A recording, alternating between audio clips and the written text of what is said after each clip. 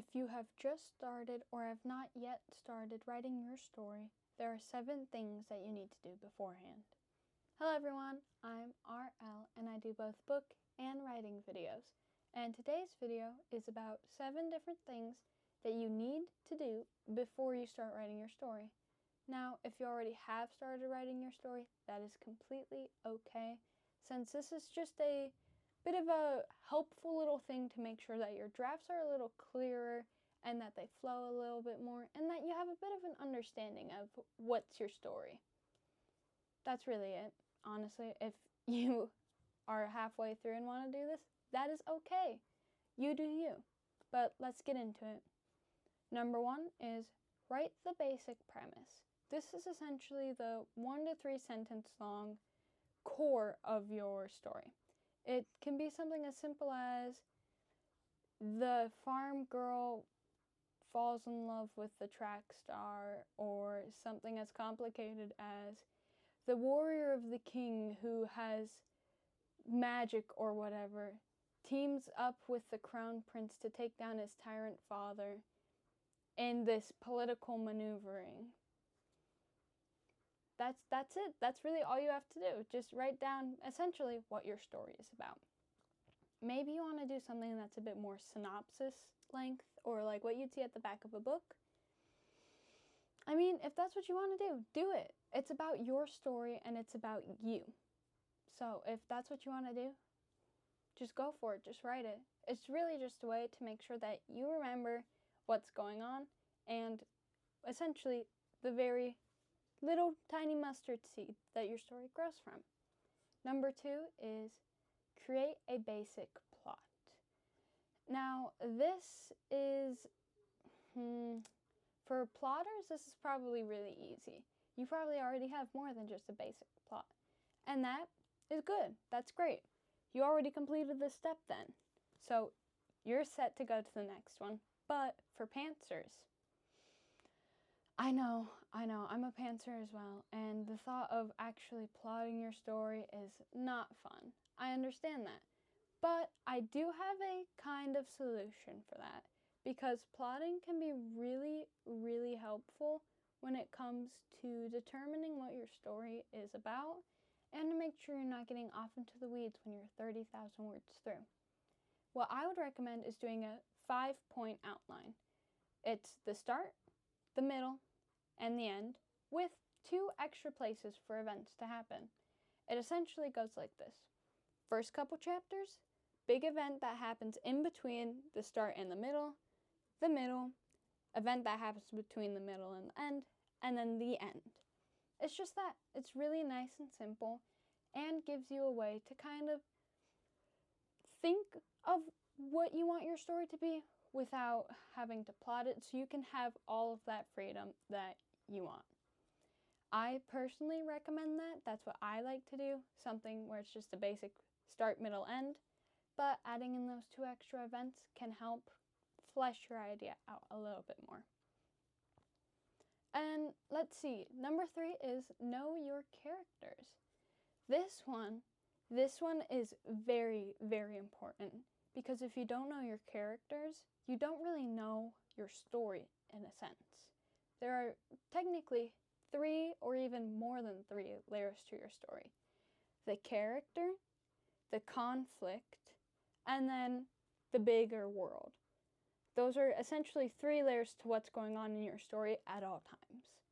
And without having a solid character that you know and that you can easily get into the head of, then really it can just be difficult, especially in post-editing and when you're done with your draft, because you have to go back and edit through those character mishaps. So what I would recommend is making a basic character sheet, or maybe you want to make a bigger character sheet. Either way, both of those work, and maybe doing a diary entry, writing an inner monologue, or something of that sort to help you get into your character's shoes. I don't think I have another recommendation for that, except just write how you think your character would act and keep how your character acts throughout the story, okay? Yes, character growth is a thing, But if your character is doing this spiking motion, then that's not really growth, and that's more going between two different things, which is not what you want. Number 4 is knowing the setting. This one is basically just setting. Where does your story take place?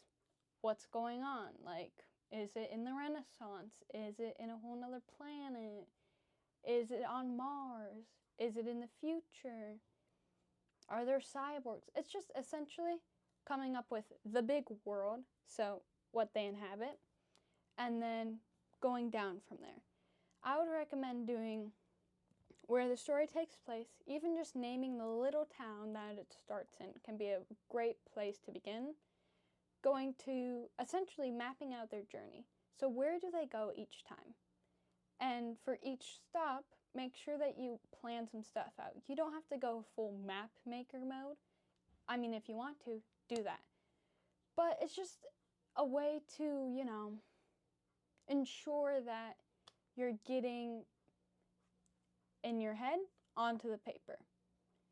Because honestly, everyone imagines things a little bit differently, but keeping those core elements will help your readers visualize what you had in your mind at that time. And then beyond the very basic town to town, you want to, have the wider world. Maybe you start with the country. Make sure that the country is similar, but that it also has regional variations. Again, it doesn't have to be super complicated unless you want it to be complicated. I mean, I personally wouldn't be able to stomach doing a bunch of towns and a bunch of regional stuff just because that's not really my style. But if that's what you want to do it. And then finally, the wide world for settings. You want to make sure that you're understanding what's going on in this world. I mean, if there's a world war going on, maybe it's not with your country yet, but that's also affecting your characters a little bit. So you definitely want to make sure to at least have that addressed in your notes. Speaking of notes, I'm going to check mine because we still have some to go. Yay. Also, a bit of a midways interruption, but comment down below if you feel like I could go more in depth into these different tips to do before starting your story, because I'm trying my best to cover what I believe to be all the bases, but if you have any questions, I hope that I can answer them. Anyway, number 5 is don't be afraid. This is a really simple thing that you have to know. Don't be afraid. Yes, writing can be daunting. It can be terrifying, but it can also be really, really fun and really, really rewarding. I understand that it's like, oh, I want to write a 90,000 word length novel about aliens and robots. I don't know where to start. A lot of people will freeze at that point. Just do these things, get your premise done, get your characters and your setting and your plot all done, and then just start writing. It is okay if it's not the greatest, because first drafts are never the greatest. Just don't let your fear control you and write your story. That's really all there is to it, because even now, at 74,000 words in one of my projects, I'm still scared for my story because I'm not quite sure how to wrap it up. But I just gotta force myself to keep writing. Number 6 is find your cheerleader.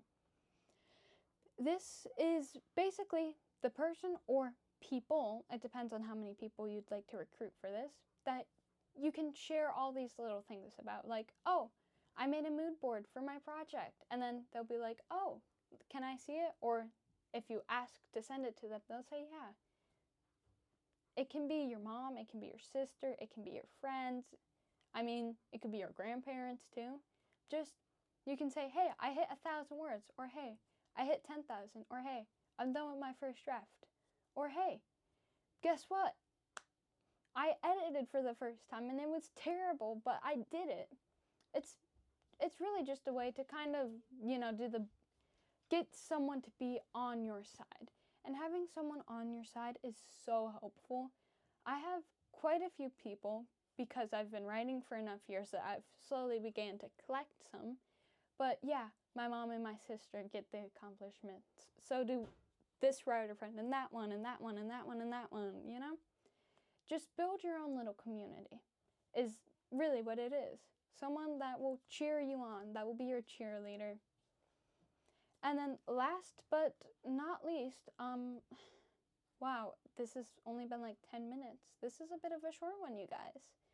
But anyway, number 7 is have fun and know why you are writing. The first half of this is really simple.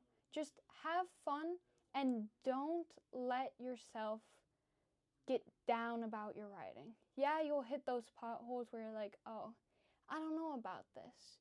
But just, it's okay. Just remember that you're writing for yourself. And this leads into the second part of know why you are writing. If you don't know why you're writing, then that can be really problematic because it's not, you need to know what the driving force is so that you can keep that driving force. If it's something like, oh, I want to be rich, maybe change your goal because writers don't really make a lot of money unless they are one of the big authors, you know, name brand stuff. But if you're writing for fun or you're writing because you genuinely want to have this idea that has been in your head for years out on paper, then do it. Just don't let your why conflict against some other things that come up, because all things will, you know, maybe your dog dies, which thankfully that hasn't happened to me, but maybe your life just gets really busy. If your why is you want to have fun and you just love to write, then even with a busy season, you'll still be writing. Maybe not as often, but having that why will help you keep going. And those are the 7 things that you should do before starting your story.